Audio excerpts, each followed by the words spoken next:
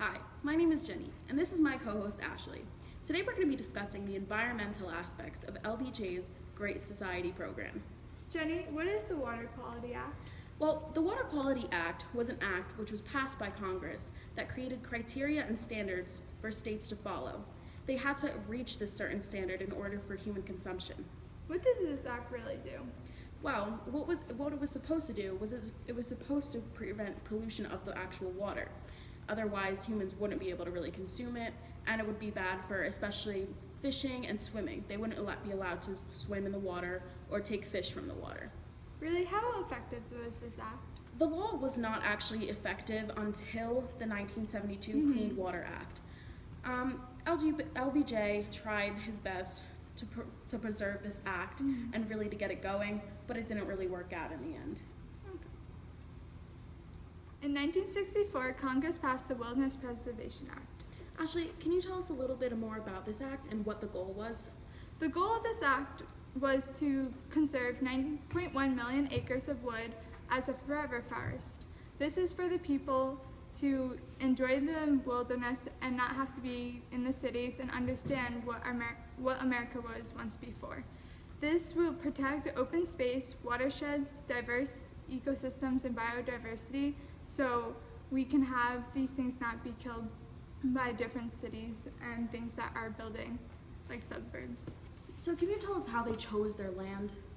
So how they chose this land is that there's opportunities for solitude and quietness, not like the cities that we have today that are really loud.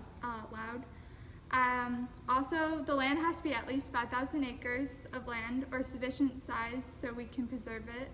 Also, there should be no marks of man-made roads or anything in all of natural forest. And also may contain geological, ecological, or any scientific research that scientists can use. Can you give us a little bit of a summary of just what the act actually was? Really, just the act is just to keep some forests untouched by man so that the families can enjoy it and just have where animals can just live. Thank you. You're welcome. Now we're going to transfer over to our other two co-hosts, Aaron and Brian.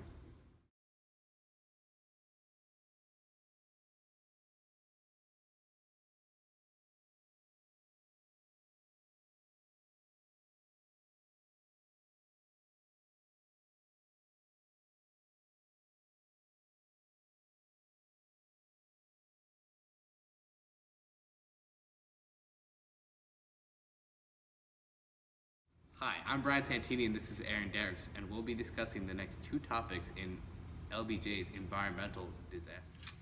There's been a great influx in air pollution in the United States. The environment has been drastically altered over the past years. It had all begun in the parallel to the emergence of the Industrial Revolution. This joyful experience of breathing in the fresh air from the green has ended because of the Industrial Revolution. Now, when people walk, they breathe in heavy fumes and dust and go into huge coughing fits, sort of like Brian does, annoyingly, coughs every second. Unnecessary. It was. It's true. We have a quote from the president himself about this struggling environment. Quote, "Don't we really risk our own damnation every day by destroying the air that gives us life? I think we do. We have done it with our science, our industry, and our progress. Above all, we have really done it with our own carelessness, our own continued indifference, and our own repeated negligence." Johnson realizes this tough situation and wants to change it. With his Great Society plans, Johnson plans to improve the environment and climate, especially the air. Johnson has introduced the Air Quality Act in order to begin improving the environment. This act has been developed in order to expand and improve research and developing a program to control air pollution. So maybe now Brian can stop coughing every 5 minutes. You know what? It's not my problem. It's yours. I think it's not. It's yours. With the help of the Air Quality Act, American can be on the verge of improving, but not fully fixing the air quality in cities all over the country. Now to Brian with the Clean Air Act. Hi. This Air Act only made pollution known. It did not really effectively stop it.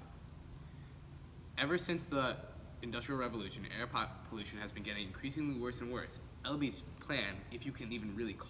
And yes, let me be clear, by making this act, he did help bring the problem to light, but that does nothing to solve it. Even I can bring things to light, but by just mentioning them. Doubt it. Does that really make me qualified to be a president? I mean, let's be real, even a monkey can do that. And You'd also, be perfect for the job. you know what? That's just not nice. I mean, I'm not a It's monkey. true. Okay. I'm not. In all seriousness, though, we do need to focus on cleaning our air, because when the president won't, it's up to the people to help make it work. Don't let Lyndon B. Johnson's ineffective attempt at a great society stop us from building a better world for us and our future kids.